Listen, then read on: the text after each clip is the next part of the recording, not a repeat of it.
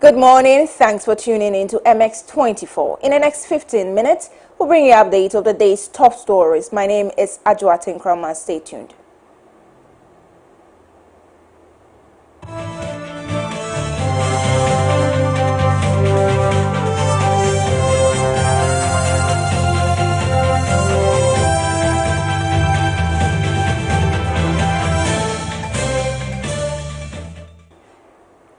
We're grateful for your company. Now, the Speaker of Parliament, Adwoa Tenkoramaa, is asking the majority in Parliament and the executive to learn the craft of consensus building in order to get government business running smoothly. According to him, the executive trying to impose its caprices on Parliament and Ghanaians is an affront to the country's democracy and must be eschewed. His comments come in the wake of accusations by the minority in Parliament that their colleagues in the majority failed to consult them during parliamentary recess on the controversial e-levy. You just don't come in and say, because I'm the party in power, or I'm the individual who is the executive president. This is what I want. No more, no less. I say this clearly, not just from my experience, but from the knowledge of the option we took as a country. It is possible in Ghana to have a government with minority members of parliament. And it is possible in Ghana to have an independent person being president of Ghana. That's the legal framework we crafted for ourselves. And so if we don't learn this and imbibe this culture of give and take, of jojo, of trying to look at the national interest, but look at parochial party interests, then our democracy will definitely not succeed. And it's not the prayer of anybody, at least with those who have experienced other systems of governance, that there should be some backsliding of our system. Speaker of Parliament, Adwoa Tenkoramaa there. Now, the House will reconvene in a couple of hours after a month-long recess. Key among matters expected to be debated is a controversial electronic transaction levy. Meanwhile, the Convention People's Party has described the proposed 1.75% charge on electronic transactions as outrageous. Here's chairperson of the party, Nana Akosua-Frimpoma. Basically, for me, the e-levy, I know what I'm going to say. It's not going to be what most people want to hear. But e-levy has come to stay. The digital cash is with us. But as to how much should be charged is the discussion that must go on. But the fact that any government is going to use electronic way of collecting money from people or from its citizens in any payment or in any form, I hope becomes the future. Let me put it that way. What is going on in Parliament is clearly, I'm sorry, a Parliament that is there to it's a partisan Parliament. It's there to represent its Away from that, the industrial action by the University Teachers Association of Ghana, UTAG, has entered its third week. The association has been on strike since January 10, 2022 over their conditions of service, which was finalized in 2012. While the strike is ongoing, students in the various universities are stranded. Some of them have been speaking to MX24 News. Me, if I'm in level 200, I'm still going to remain in my level 200. If I'm in level 100, I'm still going to remain in level 100. So meaning if the earlier they come, the earlier we complete the academic calendar and move into the next academic year. This is really affecting because some of us are not really on campus. Like we are, like it's like we come from home to school, and then sometimes even to get, because it's an academic calendar that we have to follow. So if this is supposed to happen, everything gets so like it's a whole lot. We are just moving around doing nothing, which is really affecting us. Yeah. Actually, for now, our stay on campus has been like sleeping and eating routine with no effect, as a matter of fact, because most of us here on campus have even spent 1/3 of our chop money or feeding money on campus. Yes, it's been like 3 weeks or so. As it stands now, no teachers are coming to class, and with a level 400. You know, some of my colleagues also are enjoying their stay in school without lectures. Yes, and it's quite a state of confusion for us, because most of us are very confused, not knowing whether to go to school, to go back home, or to stay in school, because most of us have spent our money, as I said. So yes, we are in a state of confusion. So we are just hoping government, speak with UTAG, or they build a consensus so that UTAG return to class. It's been like 3 weeks that they went on strike, and we are just here spending money and sometimes wasting our time fooling here and then.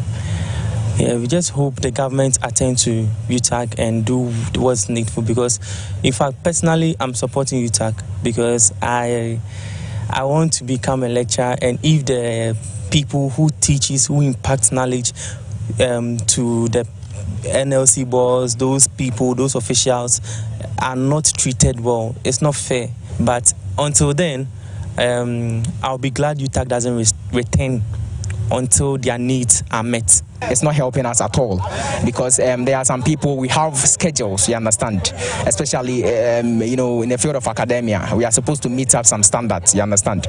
So when they come back, they are not going to schedule it according to the academic timetable as it's supposed to be. They are going to rush after things which are going to affect us, as it did in the double track semester. Yeah, so I think that the government should intervene and give them whatever they need so that they can come back, because we are also at stake here. The Ministry of Lands and Natural Resources is proposing the setting up of a National Reclamation Fund. The sector minister mentioned this during a visit to a mined-out site in the Ashanti region. In his view, this fund will augment efforts to rejuvenate degraded lands to make them economically viable. Samuel Abujinapo is Minister for Lands and Natural Resources. We will require a national reclamation fund, and at the Ministry of Lands and Natural Resources, we are beginning to interrogate the concept or the framework or the mechanism within which we can have a national reclamation fund. Because as you can tell, there are so many mined out lands across the southern landscape of our country where the country will have to find the resources to reclaim the land. It costs a lot of money to reclaim these lands because the work involved is enormous. And therefore, we need to find a mechanism. We need to find an intelligent approach of setting up a national reclamation fund, which will give us a pool of funds to be able to reclaim the already mined out sites across the country. Of course, we have to go to cabinet. Of course, we have to look at the law and look at the legal regime as it exists and find a clever way of either amending the law or passing a new law to be able to give us the impetus to establish this National Reclamation Fund. To some more stories, educationist and president of the Data Link Institute of Business and Technology, Professor Smile Jusi, has charged tertiary institutions in the country to come up with more deliberate, innovative programs in order to churn out graduates with entrepreneurial skills. She says the country's graduates are too theoretical and can barely do anything. It is therefore time to change that. When you go to most developed countries, when we talk about the US, China, and India, right from the KG, they have entrepreneurship of being creative and innovative embedded in the curriculum. So they're able to create things, they're able to come out with things that as they grow, they're able to develop upon it. So we should start from the scratch in educational curriculum. try to the basic school, to the SHS. So by the time you get to the university, most of them would have even created their businesses. Whatever system, whether it's terminal or semestral, what I'm concerned about is it should produce entrepreneurs. We should have creative students. We should have innovative citizens that will be able to do something, not just theoretical. Our graduates are too much theoretical. They can't do anything unless somebody tells them to do this and do that. So whatever system, make sure that entrepreneurship and innovation is embedded in all our curriculum. Let's head to the Bono region now, because laptops have been allocated to over 4,000 junior high school teachers under the government's One Teacher, One Laptop initiative. The laptops will help teachers build their capacity and also brace themselves for the fourth industrial revolution, which is highly dependent on ICT skills and knowledge. Here's Regional Minister Ivy Asantewa Owusu. It indicates that we are ready for the job. We have laid our boot for effective teaching and learning. Don't let us go and shelve it. Don't let us go and hide it somewhere. Let's make good use of it. Let's see how best we can use this laptop to teach for the benefit of the Ghanaian child, for the development of the nation, so that we will be proud of ourselves as teachers who have delivered, and we have delivered very well. I've always been saying that if quality education takes place, you won't get children loitering around. They will be able to transit from one level to the other. In the northern region, the Regional Police Command has arrested 5 suspected armed robbers who attacked and robbed a house in Tamale. The alleged robbers donned military uniforms, welding gangs, attacked the house and took an unregistered Toyota Camry saloon car together with its documents, land title documents, among other items. Northern Regional Police Commander COP Timothy Bonga has been briefing the media on the development. The 3rd of this month, that's January, at about 2:30 a.m. Police received a distress call that 5 armed men, all dressed in military uniform, with guns, attacked and robbed occupants of a house at John Shegu, a suburb of Tamale.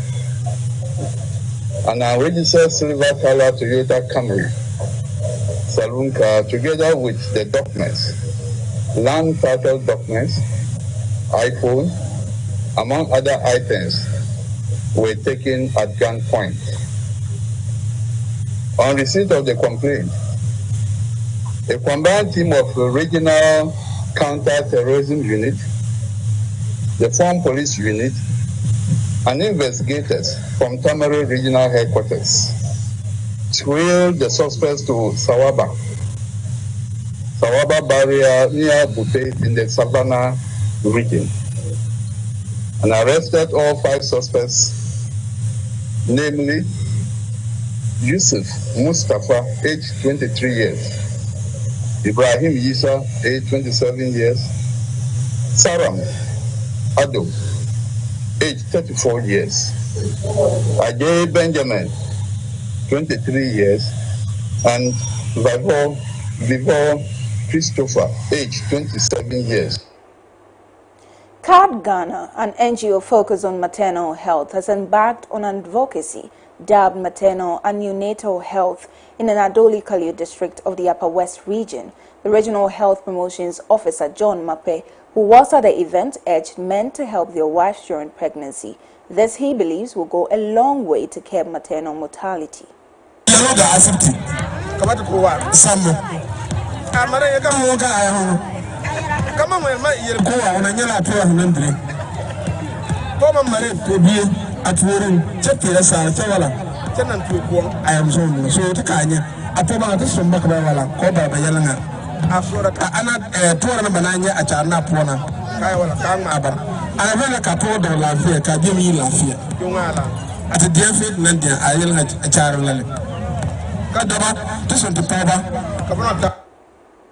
To some sports, and Rafael Nadal again showed immense fight as he overcame physical issues to beat Denis Shapovalov to reach the Australian Open semi-finals. The 35-year-old won 6-3, 6-4, 4-6, 3-6, 6-3, despite struggling physically in the fourth set.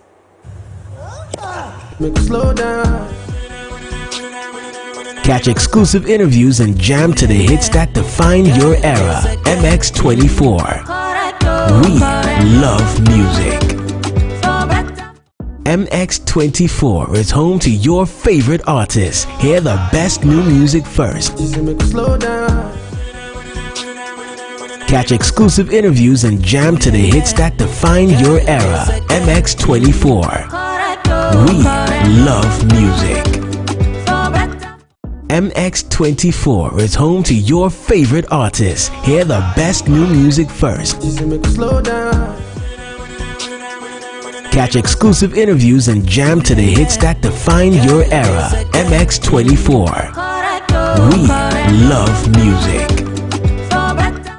MX24 is home to your favorite artists. Hear the best victims of the Apiate explosion. But that's it for our midday news here at MX24. For more news, log on to mx24online.com. My name is Adwoa Tenkoramaa. Good afternoon.